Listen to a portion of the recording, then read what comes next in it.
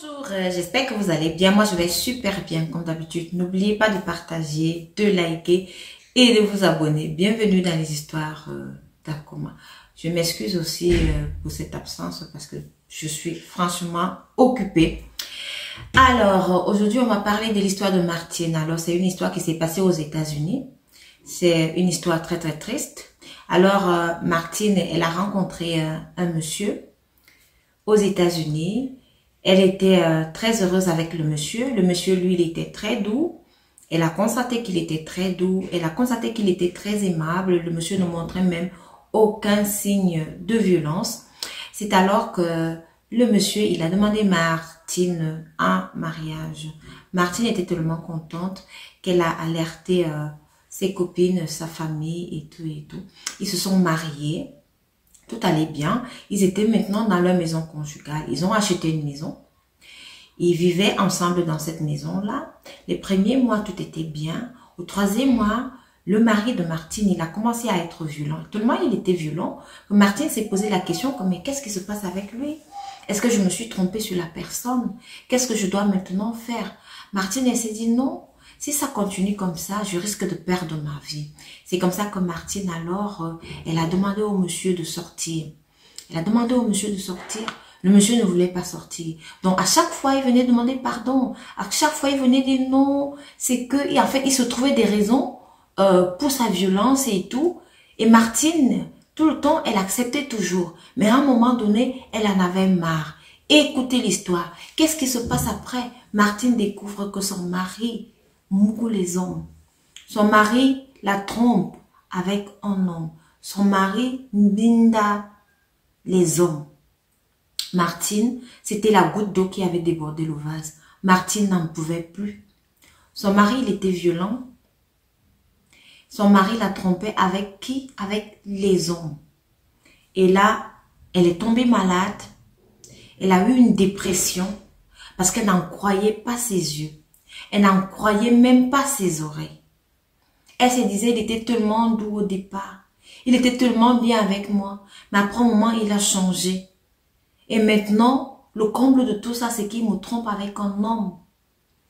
Martine, elle a passé 2 mois à l'hôpital. On essayait de gérer sa dépression parce que même à la maison, on ne pouvait pas. Il n'avait pas encore d'enfant. Si je peux le dire, Dieu merci, parce qu'on ne sait pas. Lorsque vous avez des enfants et que vous voulez vous séparer, c'est souvent la catastrophe. Les disputes au niveau de qui va garder l'enfant, qui veut l'enfant et tout et tout. C'est alors que Martine, après sa guérison, elle allait déjà mieux, elle est rentrée à la maison. Et lorsqu'elle rentre à la maison, elle va trouver encore son mari là-bas à la maison. Elle avait dit à son mari qu'il devait sortir de la maison. Vous savez, aux États-Unis, le plus souvent, ce sont les hommes qui sortent. C'est l'homme qu'on met à la porte. Mais là, le monsieur, pendant que Martine était à l'hôpital, lui, il est resté dans la maison. Elle aussi, elle ne savait pas qu'il était dans la maison. Lorsqu'elle arrive donc, elle dit au monsieur que non, tu dois sortir, tu dois partir, tu ne dois pas rester ici puisque c'est à cause de toi que je suis malade. C'est comme ça que Martine aussi, elle a appelé sa famille. Lorsqu'elle a donc appelé sa famille, comme ça sa famille, elle est venue, le monsieur était donc obligé de sortir. Le monsieur est sorti, il est allé vivre ailleurs. Bref, Martine ne connaissait pas où le monsieur vivait. C'est comme ça que Martine, elle est restée là pendant quelque temps. Elle a donc cherché un avocat. Elle a posé le problème à l'avocat, donc elle voulait divorcer. Étant donné qu'ils avaient acheté la maison ensemble, donc ils devaient se partager les parts et tout. C'est comme ça que l'avocat de Martine, il a envoyé l'affaire en justice. D'abord, la demande de divorce. L'ex-mari de Martine, il a donc reçu les papiers de divorce. Quand il reçoit dans les papiers de divorce comme ça, il se met donc dans tous ses états. Le gars n'a pas pu supporter, il s'est dit que non. Pourquoi? Il va tout perdre. Il ne peut pas l'accepter. Parce que vous savez, c'est lui qui était violent. C'est lui qui a rendu Martine malade. Donc tout cela n'est pas positif pour lui. Lorsqu'on dit ça devant la justice, c'est un problème pour cette personne. C'est donc comme ça alors que le mari de Martine est venu parce qu'il vivait dans la maison et il savait que Martine avait une arme. Donc elle avait, en fait c'était légal, elle avait un port d'arme et il savait très bien là où Martine gardait souvent son arme. Parce qu'ils vivaient tous les deux dans cette maison et Martine, elle était restée dans la maison. Alors comme je disais tout à l'heure, un beau jour, après avoir reçu donc les papiers de divorce, il est venu. Quand il arrive dans la maison, il trouve Martine. Elle aussi, elle a ouvert la porte, elle ne savait pas que c'était lui. Le gars, il a poussé la porte, il est entré, il dit que non, viens t'asseoir ici, je vais causer avec toi.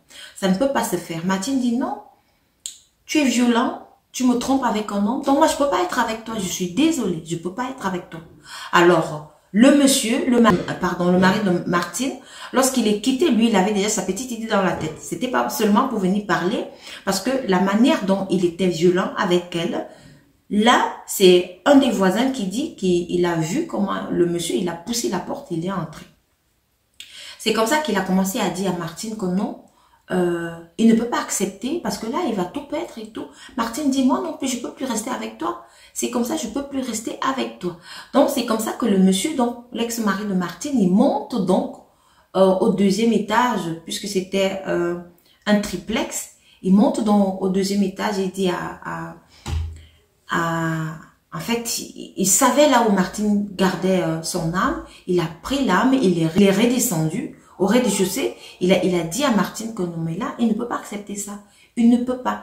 Martine, alors, qui a vu comment il avait une âme, elle s'est mise à courir. Elle est partie se cacher dans la salle de bain des visiteurs qui étaient aussi en bas au rez-de-chaussée. Le monsieur, il a commencé à cogner. Il a cogné la porte, il a cogné jusqu'à ce qu'il a cassé la porte. Lorsqu'il a cassé la porte comme ça, il a donc dû tirer Martine vers lui. Martine, elle s'est criée, elle a crié, elle a supplié, vous pouvez vous imaginer, imaginez-vous la scène. Vous savez, on pointe un gun sur vous. Vous êtes en train de compter seulement vos jours. Là, vous êtes en train de compter vos jours. Martine, elle a pleuré, elle a crié, elle a supplié son ex-mari de ne pas le faire.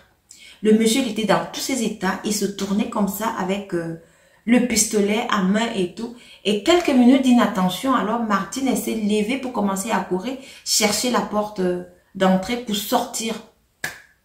C'est comme ça que le monsieur, il a tiré derrière. Il a tiré derrière elle. Donc, elle a quand même eu le temps de sortir, mais le monsieur, il a tiré plusieurs coups derrière elle. Elle s'est écroulée. Tout le voisinage est sorti, mais là, il était déjà trop tard. Il ne pouvait plus sauver Martine. C'est comme ça qu'ils ont appelé la police. La police est arrivée. On a arrêté le monsieur. Voilà. Ça, c'était alors l'histoire de Martine. Et lorsqu'on a arrêté le monsieur, lui-même, il a raconté ça à la police. Comment il ne pouvait plus rester sans Martine parce qu'il ne pouvait, il ne voulait pas parce que il se disait que tout le monde allait savoir qu'il est doublissime. Il se disait que tout le monde allait savoir qu'il aime les hommes. Mais pourtant, aujourd'hui, c'est devenu quelque chose de normal. Moi, en fait, mon avis là-dessus, chacun est libre de faire ce qu'il veut avec son corps. Donc, moi, personnellement, je ne peux pas imposer quelque chose à quelqu'un. L'orientation sexuelle, là, moi, je ne peux pas. C'est quelque chose qui est arrivé comme ça pour lui et il ne voulait pas l'assumer publiquement et il savait que Martine, son ex-femme, allait le dire, allait le faire savoir. C'est pour ça qu'il a tué sa femme.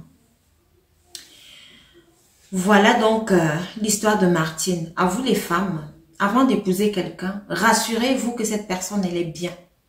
C'est vrai, le mari de Martine, il a montré dès le départ qu'il était doux, qu'il était bon, qu'il était romantique, qu'il était tout, mais lorsqu'il a mis Martine dans sa maison, lorsqu'ils vivaient déjà ensemble alors dans la même maison, le monsieur, il a fait sortir ses griffes. Le monsieur, il est devenu un bourreau. Martine, elle a eu une très bonne relation parce que le mariage n'a que duré 3 mois. C'est au 3e mois que Martine s'est dit non, je n'en peux plus.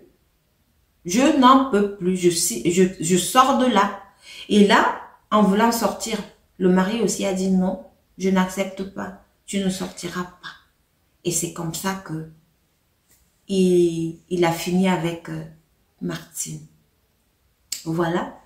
Si vous pouvez tirer une leçon à travers cette histoire, faites-le. Faites attention à vous. C'est vice-versa aussi. Les femmes comme les hommes, parce que les hommes aussi, faites attention aux femmes que vous épousez. Hein. C'est pas seulement aux hommes que ça arrive. Ça arrive aussi aux femmes. Il y a des femmes qui sont aussi des sorcières ici dehors. Il y a des femmes aussi qui agissent bizarrement.